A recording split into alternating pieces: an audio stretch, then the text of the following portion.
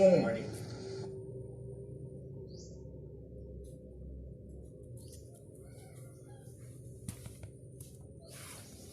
Well, so far so good. The things that we plan to talk about with the President of Indonesia, President Joko Widodo, lahat ng issues that we expected to be raised with us, na hindi naman issue, but the subjects that we expected to be raised, we did, pero nalampasan namin yung plano. We started talking about other things besides. So we talked about what we will plan to do in ASEAN, the ASEAN conference coming up in November, and the position that Indonesia will take, the Philippines will take in different subjects. He raised the subject of Myanmar, and again, the part that ASEAN that we discussed. What do you think ASEAN should do? And we came up with some ideas, and I think these will all be raised in the conferences in November. The main subject was to be trade, to continue our long-standing relationship. The trade between Indonesia and the Philippines increased by 50% in 21. Yun lamang, there's a trade imbalance really between Indonesia and the Philippines. So I said we should find ways to turn that around. And I brought up the subject of agriculture, again, because that is, in my mind, a very important subject that needs to be discussed.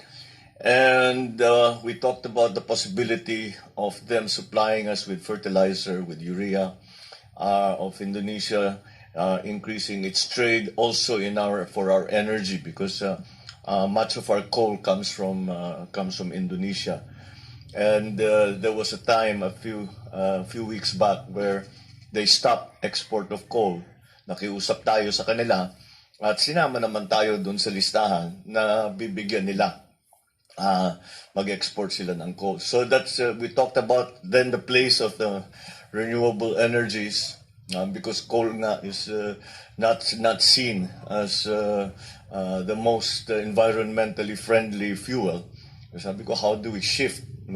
How does Indonesia plan to shift to renewables? Yun, pinag-usapan din namin yun. But I think the most extensive subject matter was in fact PPP.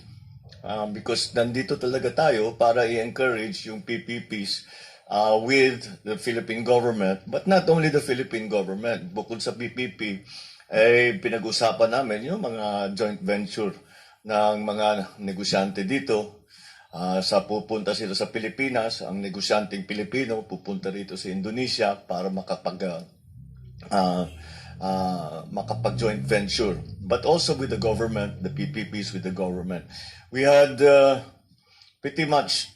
two business meetings during this trip here in Jakarta, and in those meetings, meron mga napirmahan na umpisahan pa lang. I mean, MOUs and LOIs are only the beginning to these things, but we are determined that it will not end there. Kuminsan kasi nagpipirmahan ng MOU tapos wala na nangyari. Pipilitin namin na hindi mangyari yung ganun. Sabi ko nga, doon sa mga napirmahan na LOI at saka MOU, pag natapos natin yung kalahati dyan, malaking bagay na yan. So that's something but the talk between myself and President Widodo proceeded so quickly.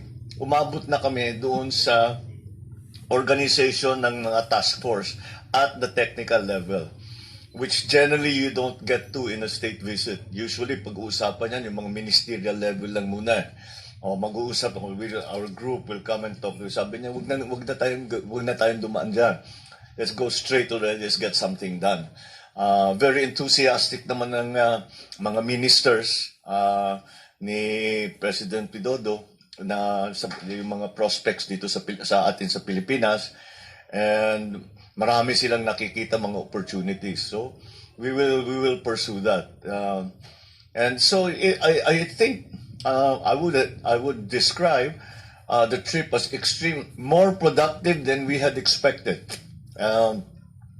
And last night, suddenly he invited us to see, to go to a mall. Bago nung dinner namin, pinuntahan namin yung mall. Yung mall na pinakita sa amin, gobyernong may-ari, at saka ang produktong pinagbibili dun sa loob ng mall, lahat local. Lahat MSMEs. Lahat maliliit. Pagka masyado nang lumaki, hindi na sila pwede dun sa mall. Palilipat sila dun sa regular na mall. So yun ang idea nila. So sabi ko, baka pwede natin gawin sa Pilipinas. We had a very good exchange of ideas. Sabi ko naman, sa Pilipinas, ganito ginagawa namin. I was describing yung OTOP, yung one town, one product. Sabi ko, pero maliliit, so kailangan turuan. And nag-agree na naman kami. Sabi niya, oo, kailangan nating turuan yung packaging, yung market, kung ano yung hinahanap sa merkado, how do you business plan, yung mga ganong klaseng bagay. Pareho sa atin. Kaya the parallels between the Indonesian experience and the Philippine experience are very evident. So we will build on that.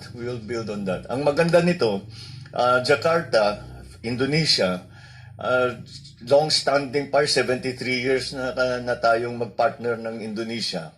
So meron talagang tayong pundasyon na maganda na we can build on to develop all of this. So last night we had dinner with some of the biggest businessmen here in Indonesia, and again all of them are very enthusiastic. Sabi nila we haven't been able to come into the Philippines properly because nung pinaplano nila ng pandemic, kung ano nangyari, and PPPs weren't really being encouraged in the previous years. So sabi ko, nagbago na yan. So come to the Philippines. So they all committed naman to many of them are already actually involved in the Philippines. So sabi niya, palalakihin nila yung kanilang involvement, gusto nila mag-expand. But yung translation from the Jakarta experience to the Philippine experience, madali lang eh. Hindi mo masyadong kailangan baguhin. Siyempre, ibabagay natin sa Pilipinas, but again, the experience, we are so close in many ways, geographically, ethnically, culturally.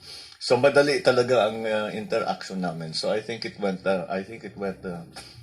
that's why it went very well, and that we were as productive, and we advanced the talk very, very quickly. So that's I think that considering we were here for a day and a half, working for a day and a half, marami rin tayong nagawa. At meron tayong nagawa na hindi natin ini-expect na mangyayari. Wala sa schedule, hindi sabi natin, we are not going to talk about, wala kaming planong pag-usapan to, pero napunta ang usapan doon. So even security arrangements, defense arrangements, yung mga joint na natin sa Indonesia.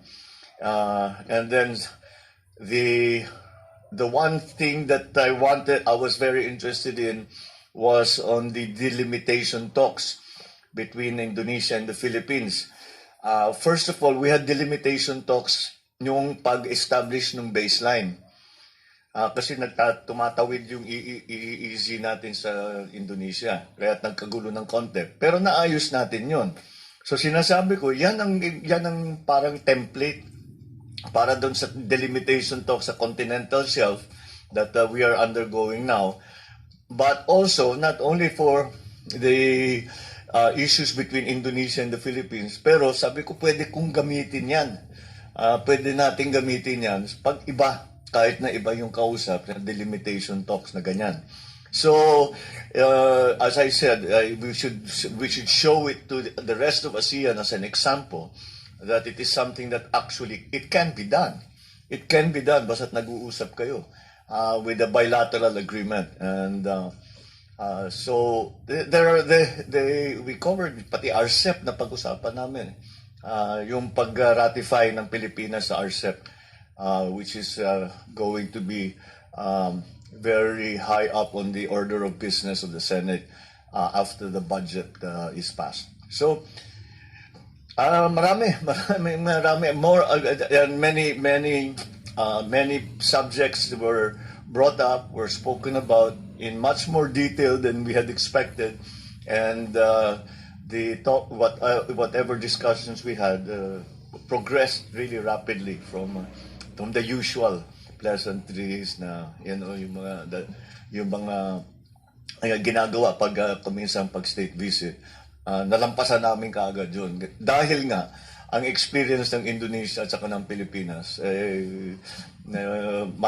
makikita mo na talagang there are many parallels. So we will take advantage of that. You are inclined to present the same strategy to China with regard to settling our dispute in the West Philippine Sea. Well, I think it is worthwhile to explore, at the very least, because it is one instance that this kind of discussion, we came to a conclusion and we came to a resolution. So we should try it now. Hopefully it works. If it doesn't work, we'll try something else. But at least we have we have a beginning point. That's what I see. That's how I see it.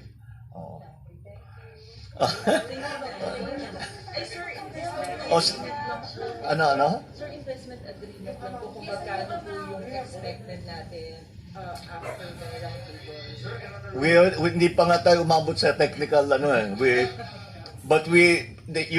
the areas na nakaplano natin pag-usapan, napag-usapan natin. Pero there were other areas na we did not plan to talk about, but we ended up talking about.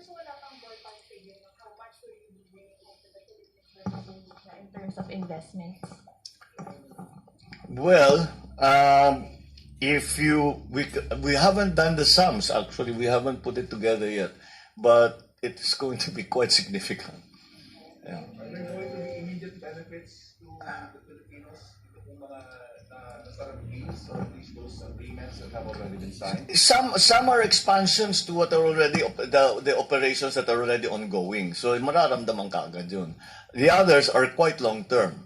Some of those that can be felt immediately, Mr. President? Well, some of them, especially sa manufacturing, sa transport, palagay ko kaagad yan, meron na tayong magagawa.